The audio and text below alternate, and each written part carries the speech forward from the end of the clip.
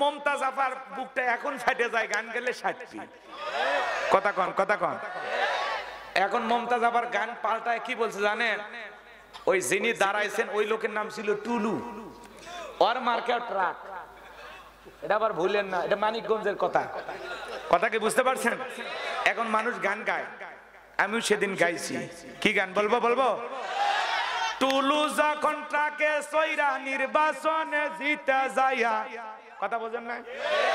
টুলু যখন ট্রাকে সইরা আমার বাড়ির সামনে দিয়া নির্বাচনে জিতা যায়, ভাইটা যায় মমতাজ আপার বুকটা ভাইটা যায়। কথা কন ঠিক কিনা? কই টুলু যখন ট্রাকে সইরা আমার বাড়ির সামনে দিয়া নির্বাচনে জিতা যায়, ভাইটা যায় বুকটা ভাইটা যায়, ভাইটা যায় মমতাজ আপার বুকটা ভাইটা যায়। সেই ফাইটটা যায় কলিজা, আর এখন চোখ দিয়ে পানি পড়তেছে, আর বলে আমি আপনাদের পাশে ছিলাম।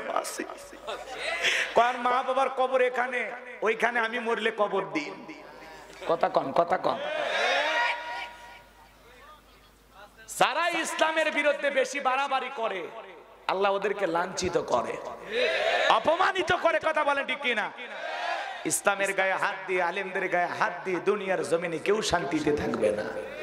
আজ হোক কাল হোক আপনাকে পরাজিত হতেই হবে। কথা বলেন ঠিক কিনা? 2 দিন আগে আর পরে আল্লাহ হেদায়েত দান করুন, জোরে বলুন আমিন। কথা মনে হয় ভুলেই গেছেন আপনারা। কি বলছিলাম? ফাসাল্লি লিরাব্বিকা, রবের উদ্দেশ্যে সালাত নামাজ হবে একমাত্র কার জন্য? আরো জোরে বলেন কার জন্য? قد أفلح المؤمنون الذين هم في صلاتهم خاشعون। অবশ্যই মুমিনেরা সফল যারা নিজেদের সালাত বিনয়ের সহিত, নম্রতার সহিত, খুশু খুশু ভাব নিয়ে, আল্লাহর ভয় নিয়ে আদায় করে। আপনি আমি যখন সালাতে দাঁড়াবো অন্তরে ভয় থাকবে কার? নামাজের মতো পড়া লাগবে, তামাশার নামাজ পড়লে হবে না, নামাজ সময় নিয়ে পড়া লাগবে। কথা বলেন ঠিক কিনা? শুধুমাত্র 5 ওয়াক্ত সালাত পড়লে হবে না, রাত্রি জাগরণ করে আল্লাহকে সিজদা দিতে হবে। ওয়াল্লাযীনা ইয়াবিতুনা লিরাব্বিহিম সুজদাও ওয়া কিয়ামা। আমার আল্লাহ ডেকে বলেন যারা রাত্রি জাগরণ করে আমি আল্লাহকে সিজদা দেয়, আমি আল্লাহর জন্য দণ্ডায়মান থাকে। রাত্রি জাগরণ করে সিজদা দিতে হবে কাকে?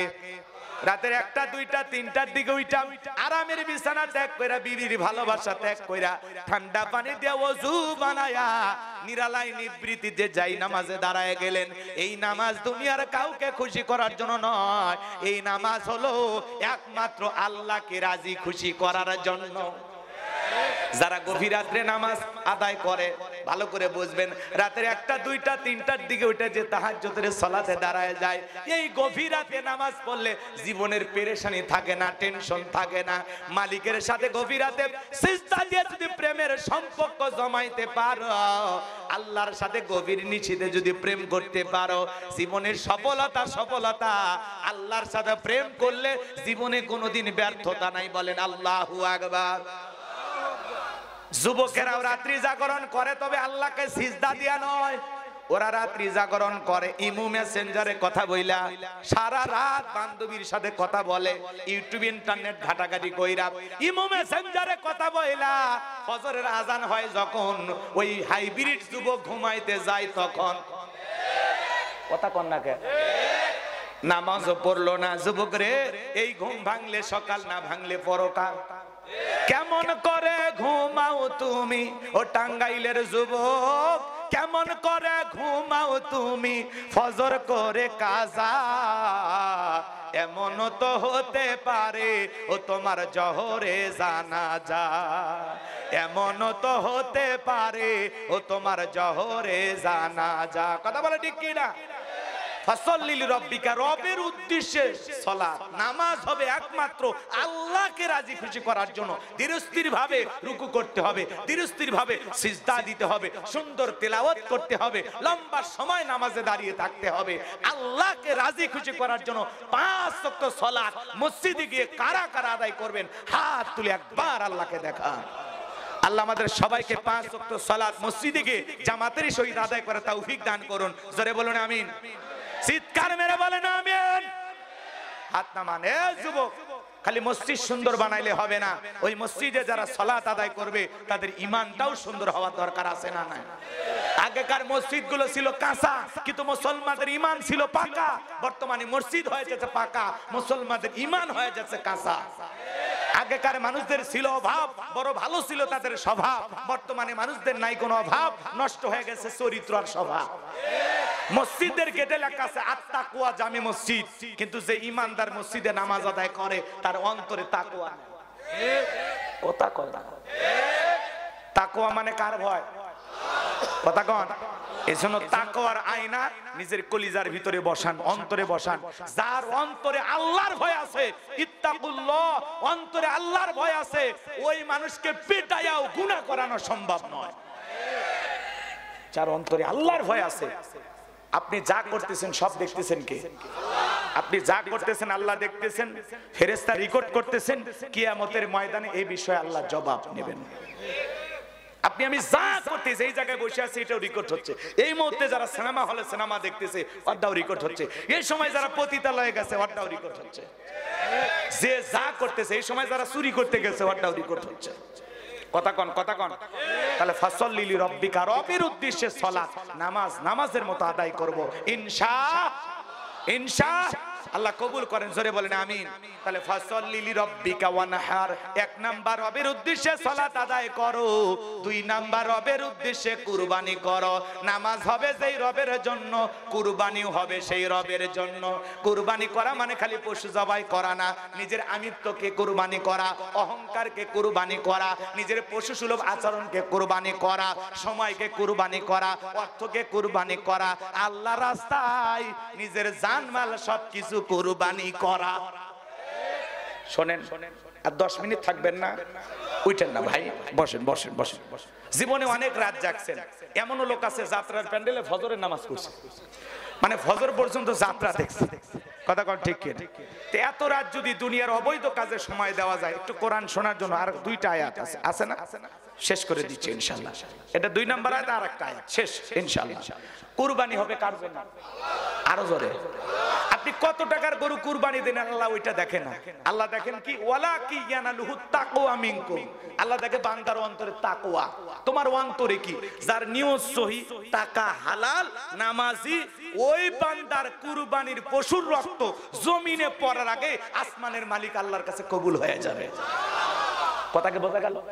আর 7 জন ভাগে কুরবানি কেনে, 4 জন দড়ি ধরে টানে, 3 জন পেছন থেকে ঠেলে, যেই গরুর উপরে বয়স্ক ভাতা ওয়াজিব। এমন দুর্বল গাবি কুরবানি দেয়, আছে না না?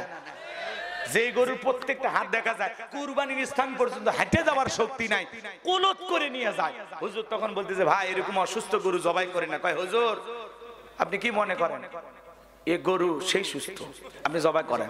কইছে ভাই সব হাত তো দেখা যায়। হাত দেখা যায় মানে এর ভিতরে গোস্ত লাগানো আছে, ওরা মনে হয় চামড়া খুলে আগে সেট করে দিছে, আছে না? এমন গাবি জবাই করলে হবে না। কেমন জবাই করতে হবে? তাসুরুন নাযিরিন, চমৎকার গাবি জবাই করতে হবে, আকর্ষণীয়, হুষ্ট পুষ্ট, দেখতে সুন্দর। কথা বলেন ঠিক কি না? ভালো করে বোঝেন, ভালো করে একটু বোঝেন। 2 মিনিটে বলে দিয়ে যায়, কুরবানির ওয়াজ করা লাগবে না, আপনারা সবই বোঝেন, আপনারা অনেকেই বোঝেন। দেখবেন 5 লাখ টাকার গরু কিনে নিয়ে এসে ওই কালীহাতি বাজারে বাঁধে রাখে, আছে না নাই? আছে না নাই? মানুষজন জিজ্ঞাসা করে ভাই কার? কয় তালুকদারে। কয় কত? কয় 5 লাখ। কয় ঠকেন নাই, তালুকদার সাহেব জিতছেন। তালুকদার কয় আমি ঠকার মানুষ, পিছনে যে রান দেখা যায়, 1 রানে তো 4 মণ 5 মণ গোস্ত হবে। কথা কন। যে কুরবানির পশু কিনে নিয়ে এসে কোথায় কি পরিমাণে গোস্ত হবে হিসাব নিকাশ করে, এর কুরবানি দেওয়ার সাথে কষাই হওয়া ভালো ছিল না? এই কুরবানি আল্লাহর দরবারে কবুল হবে।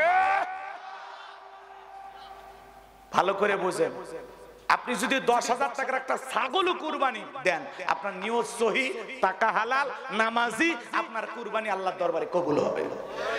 কত লাখ টাকা দিয়ে দিলেন ওইটা আল্লাহ দেখেন, আছে না? এক হাজি আমার এলাকার, এক হাজি 7 জনে ভাগে কুরবানি দিচ্ছে। আমি বললাম হাজি সাহেব, যাদের সাথে ভাগে কুরবানি দিচ্ছেন কেউ সুদ খায়, কেউ ঘুষ খায়, কেউ বেনামাজি, তো আপনি হাজি মানুষ তাদের সাথে কেন একা একটা ছাগল জবাই করেন? বাড়িতে ছাগলের গোশত কেউ খায় না, এই জন্য সুদারু জুয়ারু মাদারু তাসারু এদের সাথে ভাগে কুরবানি দেয়, আছে না নাই? হাজি তখন বলতেছে আমার টাকা তো সই আছে, তোর টাকা কা, তোর দাদার টাকা সই থাকলেও কাজ হবে না, কারণ যাদের সাথে ভাগে দিলি ওদের নিয়ে সই নাই, ওদের টাকা ঠিক নাই। কথা কোন না কে? অনেক মানুষ আবার বলে কুরবানি না দিলে হুজুর ছেলে মেয়ে গোস্ত মানুষের দিক তাকায় থাকবে, অতএব কিস্তি তুলে হলেও কুরবানি দেব। কুরবানি হবে? অনেকে আবার বলে হুজুর সুদের উপর টাকা নিয়ে হলেও কুরবানি দেব, কারণ নতুন মেয়ের বিয়ে দিচ্ছে, জামাই বাড়িতে গোস্ত না পাঠালে মান সম্মান থাকবে না। এরকম চিন্তা ভাবনা করে যারা কুরবানি দেয় তাদের কুরবানি কবুল হবে। কুরবানি ছেলে মেয়ের জন্য না, কুরবানি জামাই বাড়িতে গোস্ত পাঠানোর জন্য না, কুরবানি হলো আল্লাহকে রাজি খুশি করার জন্য। কথা ক্লিয়ার নাকি রাগ করছেন? আপনার ছেলে মেয়ের জন্য মানে কুরবানি মানে বিকেল বেলা কি গোস্ত জবাই করার, গরু জবাই করার পরে আসমান থেকে ফেরেশতা বস্তা নিয়ে আসে, বলে এই কালিহাতির মানুষ বস্তাতে গোস্ত তোলেন, আমরা আসমানে নিয়ে যা ভুনে করে খাবো। কথা কয় না? তা আপনি তো খাবেন, নিয়ত সই করে খান। কথা কন।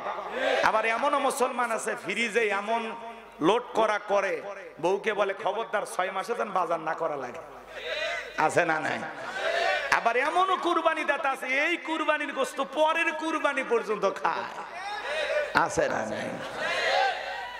কয় হুজুরেরা বলছে ফ্রিজে রেখে খাওয়া যায় যাচ্ছে, গরিব মানুষ গেলে কয় দেয়া শেষ, দেয়া শেষ। কুরবানি মানে কি? ত্যাগ করা, স্যাক্রিফাইস করা, উৎসর্গ করা, বিলিয়ে দেওয়া। কথা বলে ঠিক কিনা?